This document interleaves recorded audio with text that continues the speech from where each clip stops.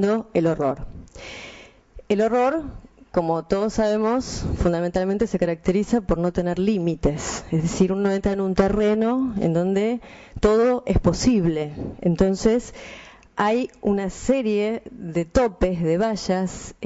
imposibles de poner frente a esa escena paralizante del horror, pero a la vez tremendamente petrificante, pero que además fascina. Esto también creo que hay que decirlo, porque muchas veces los mismos operadores que estábamos trabajando en esas salas decíamos que nos lleva a estar 8 o 9 horas, o que un juez a lo mejor no se dé cuenta que no le puede pedir a un testigo que va a hablar de delitos de lesa humanidad y a testimoniar sobre lo imposible, que hable durante tantas horas. Es decir, que las primeras cuestiones que se plantearon como problemas verdaderamente serios era que estos juicios por este tipo de delitos no se pueden abordar solos del campo jurídico. Ahí es donde nosotros empezamos a pensar con una experiencia que la fuimos construyendo sobre la marcha del trabajo, cómo hacer para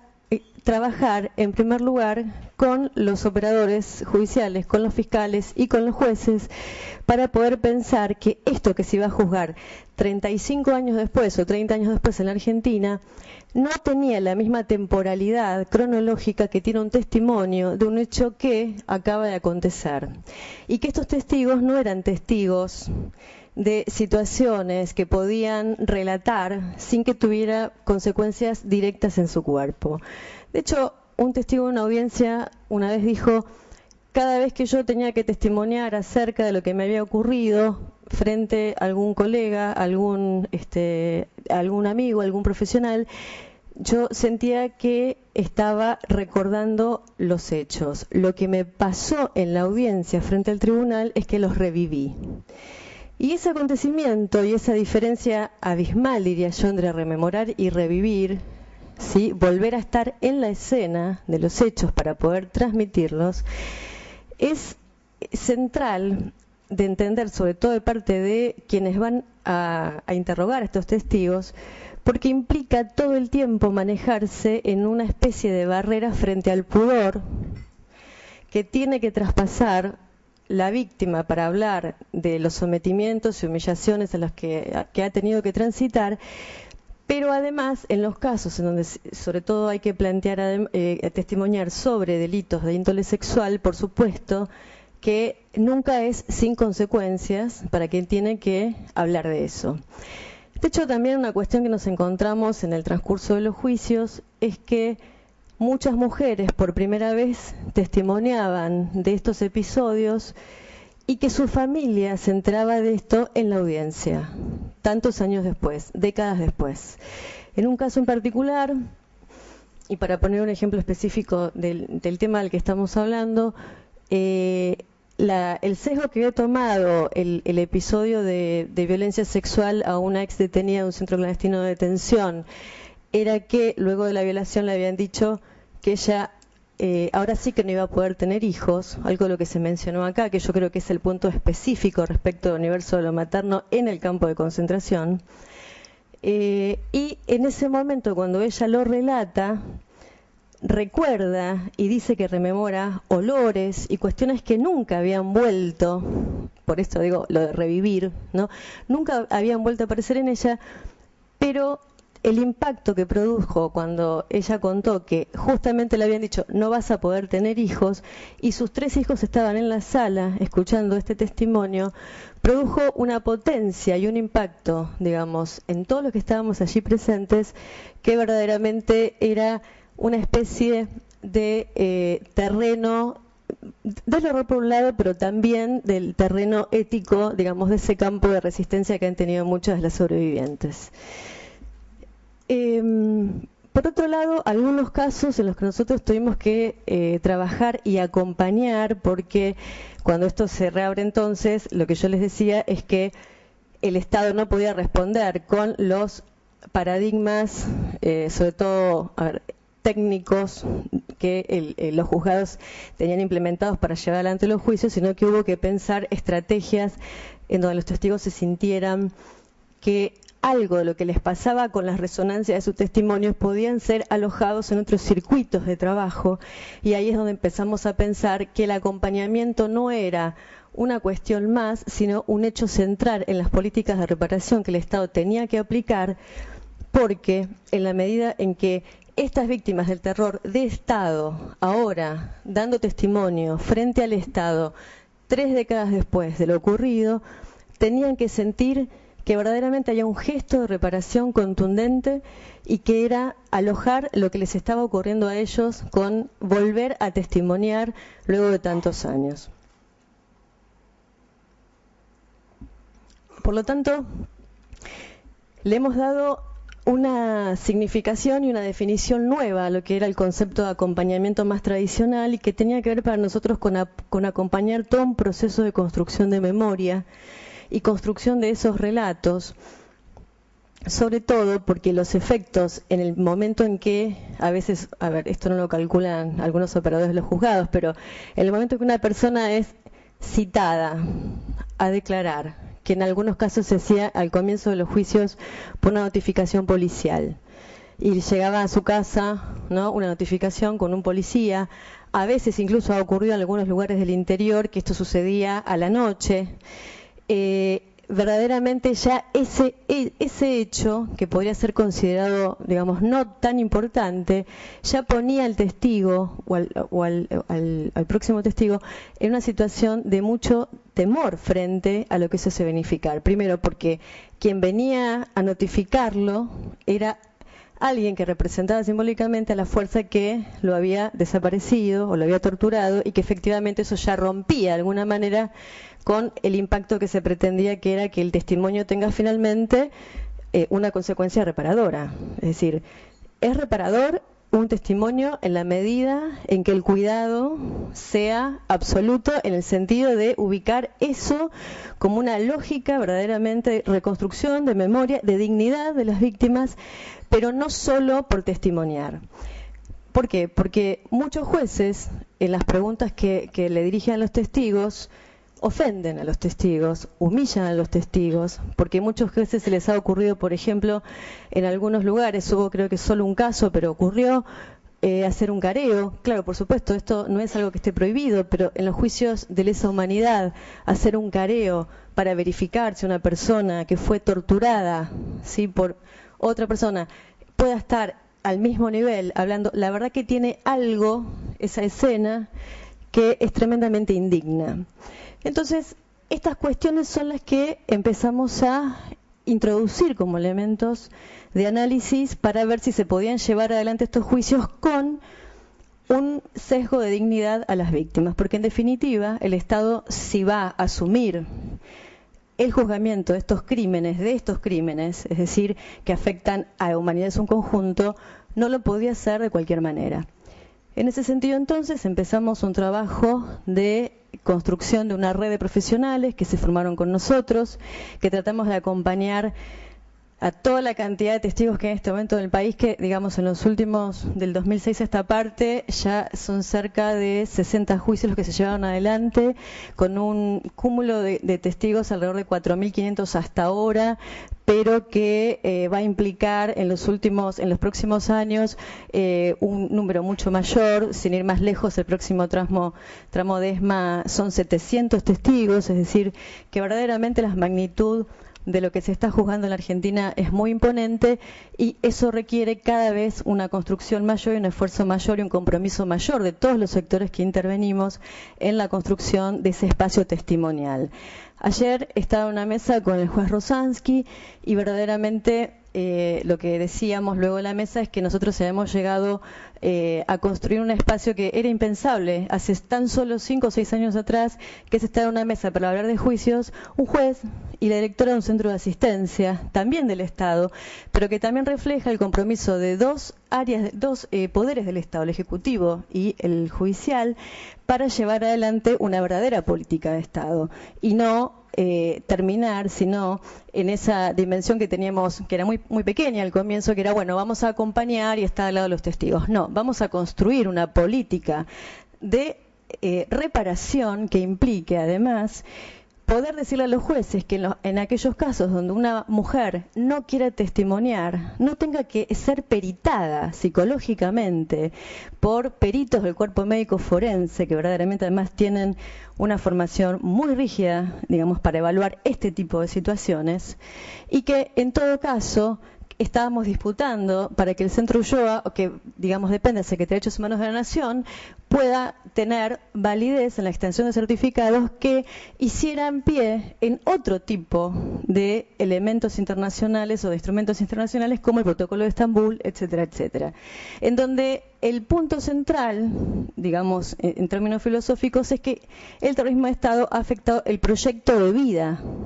de las personas. Entonces, todo lo demás, lo que se deriva de eso, el modo que toman cada quien, etcétera, etcétera, verdaderamente era algo secundario que no tenía por qué cada testigo demostrárselo al juez, porque eso ya ponía en duda la palabra del testigo cuando dice no puedo. Esto fue finalmente aprobado, de modo que nosotros en este momento consideramos el trabajo de acompañamiento también como todas estas funciones que tienen que ver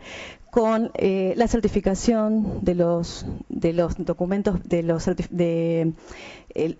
testimonios que se tienen que desistir por razones particulares y que no se tenga que inventar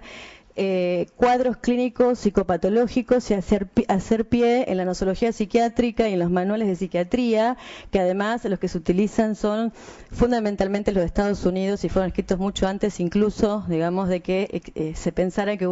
existió el nazismo en el mundo. Es decir, que entonces son categorías psiquiátricas que los testigos se han negado a que se los ponga en ese lugar.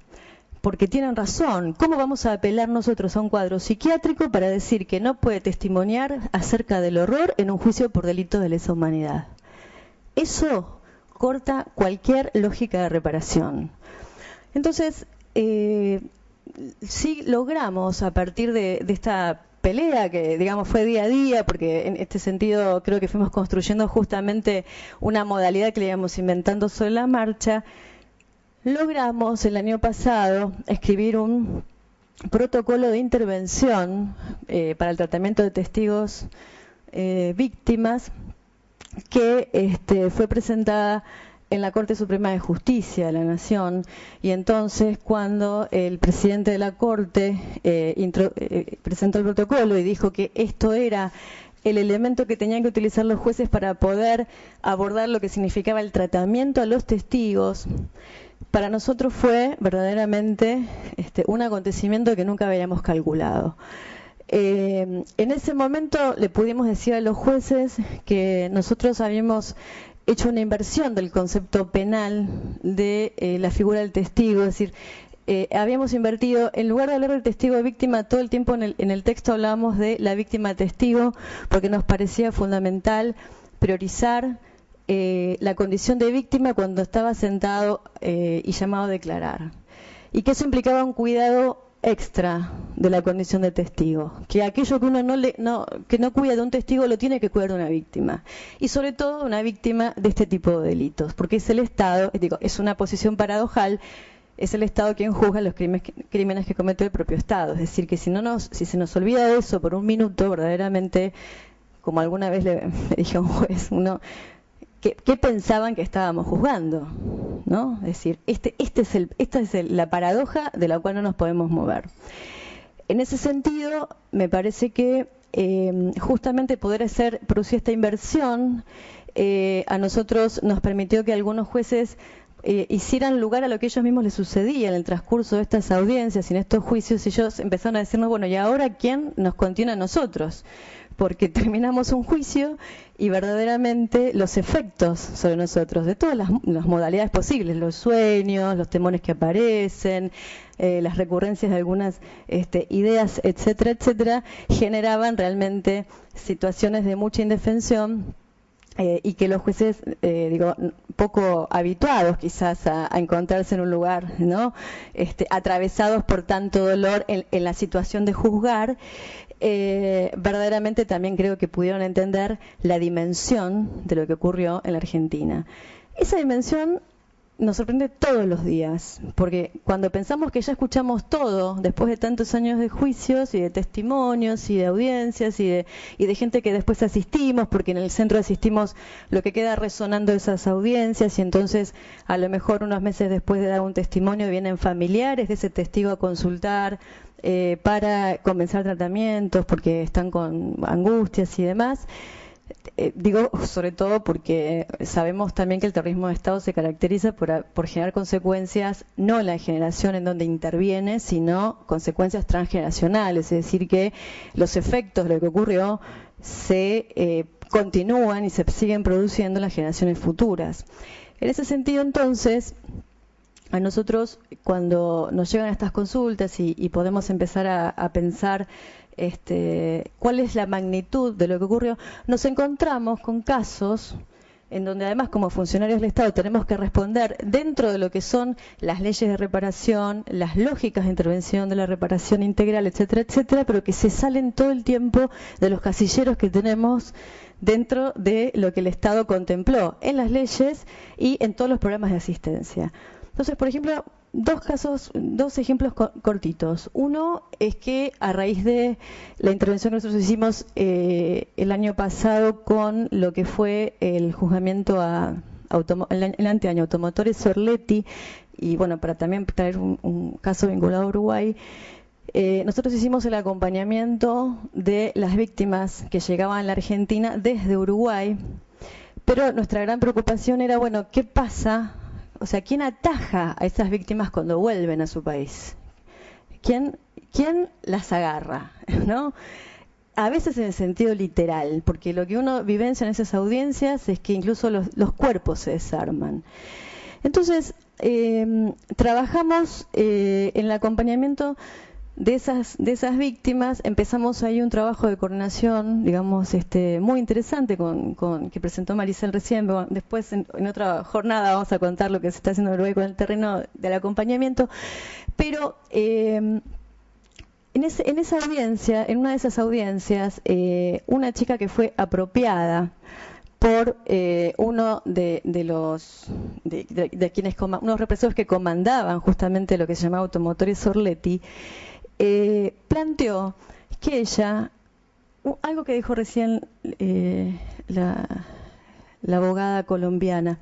a ella no le importaba tanto lo que iba a pasar con la sanción penal en ese momento. Lo que ella quería era encontrarse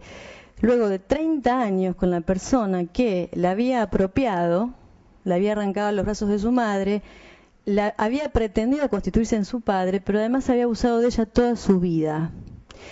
Entonces ella decía,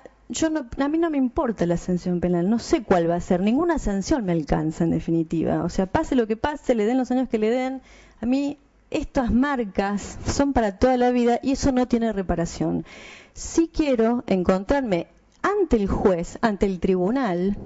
no a solas, ante un tribunal avalada por la justicia, encontrarme con la mirada de él, ¿no? Fue muy impresionante porque luego que ella pudo desarrollar ese testimonio, sale de ahí y me dice, la verdad es que ahora lo que me acabo de dar cuenta es que yo quiero iniciar una causa en donde las violaciones sistemáticas que yo sufrí durante toda mi infancia sean consideradas un delito de lesa humanidad, porque si bien fueron dentro del ámbito de la intimidad familiar, yo era una víctima de terrorismo de Estado, en ese momento era una desaparecida, por lo tanto estaba secuestrada. Entonces, este dilema, que no tengo idea cómo se resuelve jurídicamente, me parece interesante para pensar porque los crímenes del terror de Estado provocan todo el tiempo situaciones que tensan los conceptos con los que nosotros podemos trabajar, tanto en el campo psicológico como en el campo jurídico. De hecho, ella hizo una presentación frente al juez Rafecas y tuvimos reuniones con la Fiscalía y se está analizando en este momento el caso. La otra situación, que fue también muy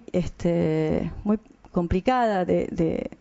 trabajar, es de una persona que llega por las leyes de reparación económica que el Estado ofrece.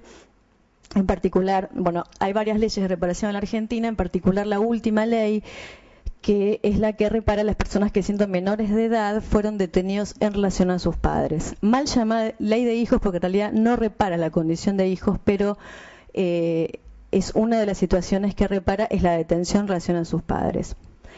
Y entonces llega una persona, mujer joven, diciéndonos que ella venía a reclamar al Estado la reparación económica porque su mamá la había engendrado producto de una violación en el marco de lo que se llamó libertad vigilada. Es decir, no estaba en ningún lugar en particular, no estaba en un centro clandestino de detención, estaba bajo el régimen de libertad vigilada, donde los prisioneros tenían que presentarse y dar cuenta, digamos, en lugares frente a sus represores, incluso tenían, seguimientos, etcétera. Y en ese contexto, en una de las veces que se presenta en un centro clandestino, ella es violada y producto de esa violación queda embarazada. Ella, un poco lo que se dijo acá en las exposiciones anteriores, a ella le dio tanta vergüenza ese hecho que ella se separa de su marido. Ella estaba casada en ese momento, se separa de su marido. Sentía que no, según su relato, que ella no podía salir, nunca iba a poder salir de esa situación, que ella estaba detenida para siempre y que esto era una situación sobre la que ella, la excedía y no iba a salir de ahí. Por lo tanto se separa y nunca le dijo a su hija quién había sido su padre. Bueno, su padre no, su genitor. Y entonces, cuando algunos años después, esta mujer muy enferma, decide transmitirle esta verdad horrorosa, trágica a su hija, es su hija la que exige al Estado la reparación, porque ella dice, en definitiva, yo también fui detenida en relación a mi madre, porque yo estaba detenida con mi madre en ese momento. Ella estaba bajo libertad vigilada. Esto tampoco está contemplado en ninguna ley de reparación ni en ninguna figura jurídica, algo no sé, pero son problemas serios que afectan tremendamente a las víctimas, que no hay reparación para esas situaciones, pero que es también una manera de dar cuenta cómo el terrorismo de Estado tiene unas dimensiones totalmente incalculables en todos los terrenos donde uno lo aborde y que una gran cantidad de víctimas, si no hacemos un esfuerzo, de producción sobre esto, van a quedar eternamente relegadas en ese campo del horror y silenciadas. Porque muchas veces ellas dicen, sobre todo algunas mujeres, porque testimonios de violaciones de hombres no ha habido en ningún juicio hasta ahora en la Argentina, por lo menos que yo recuerde, creo que hubo uno, ahora me estoy acordando, no porque no haya habido violaciones, sino porque justamente es imposible pensar en ese testimonio en forma pública, pero las mujeres que han logrado hacerlo, que también fueron bastantes pocas, considerando que fue una práctica sistemática, lo que planteaban es que lo reparador había sido esto que se mencionaba antes, que haya sido en el contexto de un juicio, que hubiera sido imposible contar estas historias a sus hijos o a sus maridos en la intimidad de lo familiar, porque eso sí implicaba una dimensión del pudor, de la vergüenza y de la culpa totalmente imposible de manejar, pero que lo que establece el marco jurídico, la sanción frente a eso, porque de por sí ya cobra al relatarlo el estatuto de delito, y no de relato privado, sino de delito,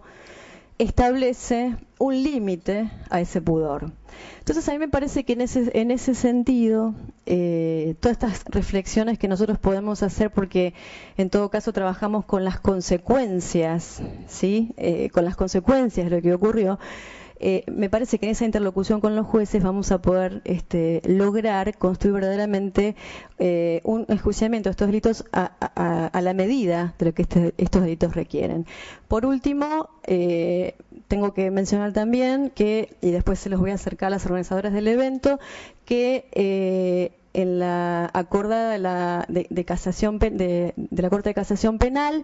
el 28 de febrero de ahora del 2012 se incorporó el protocolo de intervención que nosotros elaboramos junto con los instrumentos internacionales y nacionales que se tienen que echar mano respecto del tratamiento a las víctimas. Así que, para seguir construyendo memoria, verdad y justicia, me parece que es fundamental seguir trabajando en conjunto. Gracias.